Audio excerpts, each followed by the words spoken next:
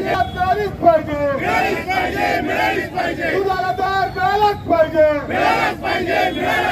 दुधाला दर मिळालाच पाहिजे काँग्रेस पक्षाचा शेतकऱ्यांना मिळालाच पाहिजे शेतकऱ्यांची कर्जमाफी झालीच पाहिजे मिळाला नाही। लोकसभेच्या निवडणुकीनंतर बजेटचं अधिवेशन दिल्लीमध्ये झालं परवा, आता चालू आहे सध्या। त्यामध्ये आम्हाला वाटलं होतं की शेतकऱ्याला कर्जमाफी देतील, वीज बिल पूर्णपणे आपलं महाराष्ट्रात माफी होईल आणि हे कुठलंच महाराष्ट्राला शेतकऱ्यासाठी कुठलीच योजना कुठलाच लाभ त्यांनी दिलेला नाही। काल कॅबिनेटमध्ये सुद्धा महाराष्ट्राच्या कॅबिनेटमध्ये झालं का ठोस असा निर्णय त्यांचा झालेला नाही।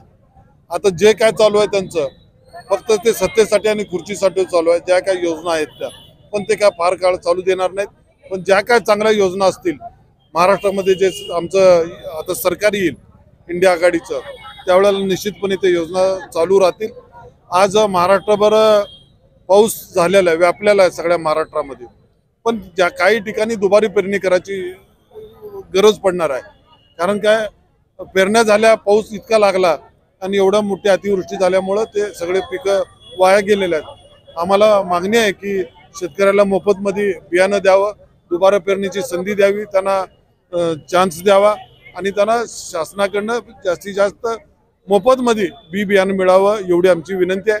आज आदरणीय महाराष्ट्र काँग्रेस कमिटीचे अध्यक्ष नाना पटोले यांच्या आदेशानुसार शहर काँग्रेस कमिटी आणि जिल्हा काँग्रेस कमिटीच्या वतीनं आम्ही आज सगळ्यांनी मिळून महाराष्ट्र शासनाचा निषेध करतो आणि त्यासाठी आम्ही आंदोलनाची पुढच्या दिशा आम्ही ठरवणार आहोत। पुण्यासारख्या सिटीमध्ये, हायटेक सिटीमध्ये यंदाच्या वेळेस सगळं तुंबलेलं आहे, पूर सदृश परिस्थिती निर्माण झालेली आहे। कुठेतरी सरकार आपल्याशी ठरलंय का?